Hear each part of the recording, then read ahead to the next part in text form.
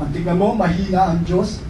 So when we read it in literal phrase, mukhang ganun po. But here, we're talking about comparison. Yung pinakakahinaan na ng Diyos, kung meron man, yun po ibig sabihin ng Pablo, hindi ito papantay at mas malakas dun sa malakas na tao sa mundo nito. Nagigets niyo po? Nakukuha niyo? Yun po ibig sabihin nun. Kaya wag ko kayo magpapadala kagad pag nanonood kayong TV at basa, oo nga, read it in context. Amen. 26. Remember, sabi natin remember. Amen. Dear brothers and sisters, that few of you were wise in the world's eyes, or powerful, or wealthy, when God, what? Called you. Instead, God deliberately chose things the world considers foolish in order to shame those who think they are wise, and choose those who are powerless to shame those who are what? Powerful.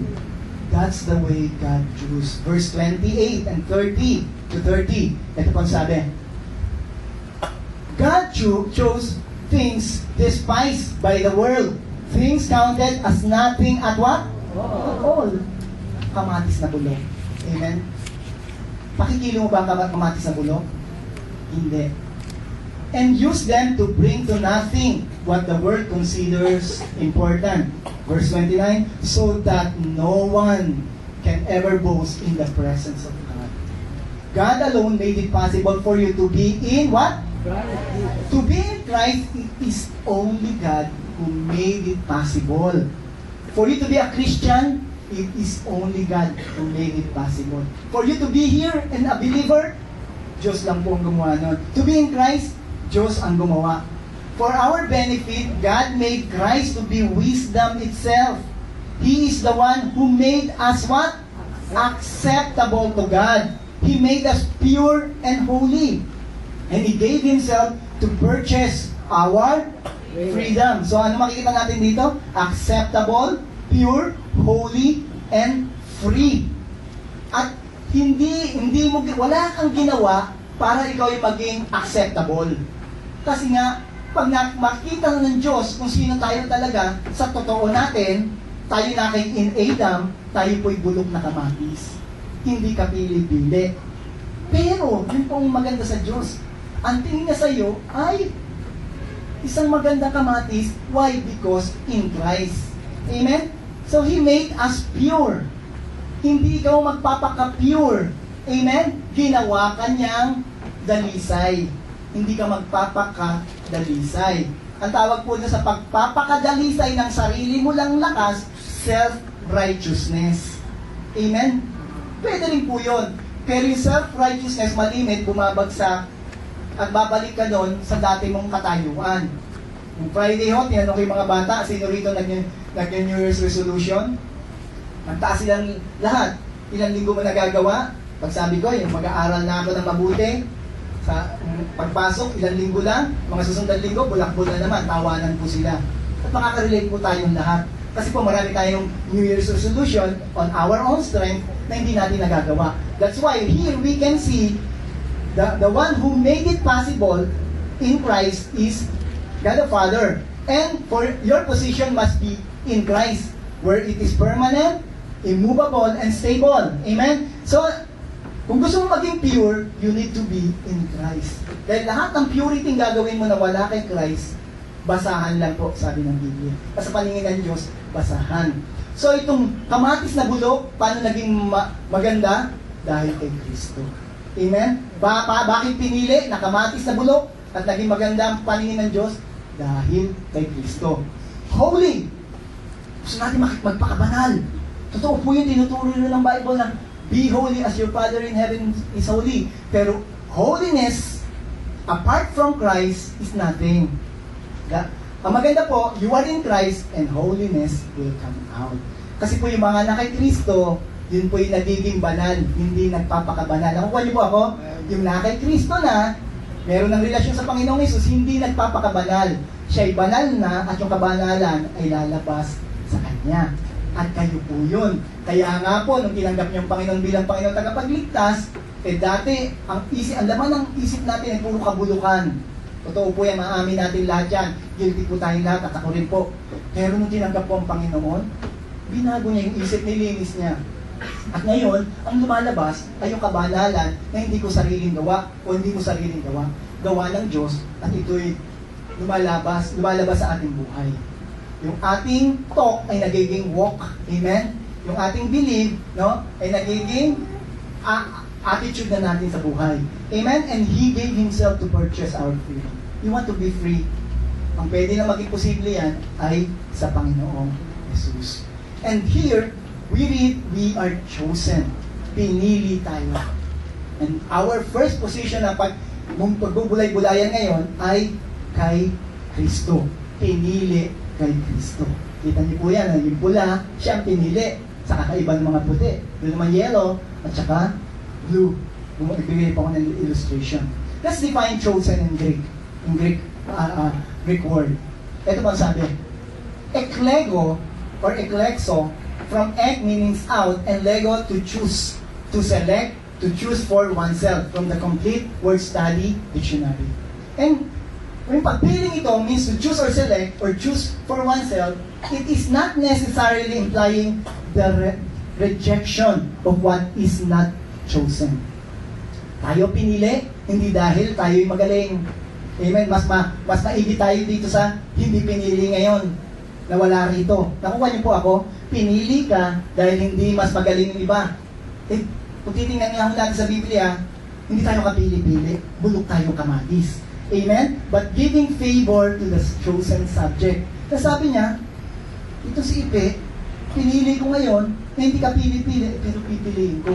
Kung siya lang natitingnan ko at sa kanyang qualification, hindi siya pwedeng pumasa. Pero sabi ng Lord, pinipili ko siya. Na hindi ko naman dinidiscriminate yung iba. Amen? So, pag tayo po ay titingnan natin itong pananaw na ito, wala tayong isipin bakit yung isang yon. Hindi po ba? Ganito. Bakit ako? Ganito na yung may relasyon na ako sa Panginoon, sabi mo gano'n, may relasyon na ako sa Panginoon, bakit siya no? Wala naman siyang relasyon sa Panginoon, ganun nangyari sa buhay niya, pinagpapalay, ako ngayon medyo maraming problema, mamaya mapag-aralan po natin yan. Hindi ka ngayon po-focus sa iba, nakafocus ka lang sa sarili mo. Bakit ito? Nandito rin sa church ko, ano pinaggagawa nitong taong ito? Ako naman, nagpapakabanal. Pupunta ba ng langit itong taong ito? Mga ganong question. Hindi mo siya ngayon titingnan. At titingnan mo lang yung sarili. Are you with me, church? When you read your Bible, don't read that Bible pointing to others. Read that Bible pointing to yourself. Amen? Are you with me, church? Amen. Pag nagbasa kayo ng Bible, lagi nakaturo sa yan. Kung binabasa ko ngayon ito, sa asawa ko din, napakatabil kasi ng bibig eh. Hindi mo alam, mas matabil pala yung bibig mo. Hindi sa'yo muna yan. Kasama ng ugali ng asawa ko eh. Itong anak ko eh. Itong kapitbahay ko. Itong kaopisina ko. Bagay na bagay. Babasahin ko nga sa kanya ito. Ilalagay ko nga sa Facebook ito. Lagay ko yung pangalan niya. Tapos lalagay ko yung verse. Pag nagbabasa tayo ng Bible, nakatulong sa atin. Are you with me, church? Amen. So, yan po, pagpili sa atin. Pag pinili ka ng Diyos, huwag na isipin yung hindi pinili mo na. O may mahirap bang pinili o hindi pinili. Ang maganda, pinili ka ng Diyos. Are you with me? Amen. No, keeping in view a relationship to be established between the one choosing and the object chosen. It involves preference and selection from among many choices. Kaya yung prayer kanina ni Kuya Ron, sabi niya, salamat Panginoon na pinili mo kami. Amen. Kahit hindi ka pili-pili o pinili mo kami sa mas maraming. Di po ba? Marami po tao sa mundong ito, nakikinig po ba kayo? 6 billion na tayo sa buong mundo, di po ba? Di po isa ka sa napili ng Diyos. At saka ngayon nandito. Amen? Palakpakan natin ang ating Panginoon. So when God chose you, anong position ito ngayon? Anong pwede mangyari sa atin? Amen? Our position as chosen in Christ. Take note, nandiyan po sa notes niyo. Number 1, you are chosen. Kailan? Before the world was made. Hindi ka pa pinapanganak, hindi pa nga nai-inlove si Pedro kay Sing eh. Nanay ko, tatay ko yun. Si Ipe, nasa isip na ng Diyos. At pipiliin ko to si Ipe ito. Hindi dahil pogi, although nagmamanifest naman. Diba? Joke lang. Ako, tinataas ko na yung bangko ko. Biro lang po yan. Di po ba? Hindi dahil ganito si Ipe. Wala nga akong So wala po sa bagay na yun. Pinili si Ipe dahil kapili-pili si Ipe sa aking pananaw, sabi ng Diyos, hindi sa pananaw ng ibang tao, pananaw ni Ipe, o sa ginawa ni Ipe sa akin, before the world was made. Kung isipin mo yun, kaya mo ng Diyos na gawin yun. Kasi, alam ng Diyos ang nakaraan, ngayon, at panghinaharap, He is omniscient. Amen? Pag hindi mo sinabi mong hindi pwedeng gawin ng Diyos na piliin si Ipe bago pa ipanganak, na hindi pa nga pinapanganak ang nanay at tatay niya at ang lola niya, kilala na ng Diyos si Ipe at kilala na, nililimitahan nun natin ang kapangyarihan ng Diyos na omniscient. Alam niya lahat ang mangyayari. Kasi siya ay all-knowing. Sabi natin, all-knowing. Sa mga bago, ibig sabihin ng omniscient ay all-knowing. Alam niya lahat ng bagay. Ephesians chapter 1, verse 4 and to 6. Ito ang sabi. Even before the world was made. Ako po ba nagsasabi? Bible. God has already chosen us to be His. To be His what? To be His through our union with Christ. For God chose us before the foundation of the world, or before the world was made in Christ, so that we would be holy, without fault before Him, because of what? Because of what? Of His love, God. Kaya itong, actually dapat itong verse 4 and 5 magkaduktong. Because of His love, God has already decided. Ano ang basihan ng pagpili sa atin? Desisyon ng Diyos. Ang basihan, pag-ibig niya. Alam niyo po ba na patay sa inyo si Lord? Sorry po sa word na ginagamit ko. In love sa inyo si Lord. Sabihin mo sa katabi mo, in love sa inyo si Lord. Naiisip ka na niya bago pa ipanganak sa mundo. Yan po ba na in love dito na lagi niya naiisip yung kanyang love? Ako, ganun nung nailove ako kay Sister Cora eh.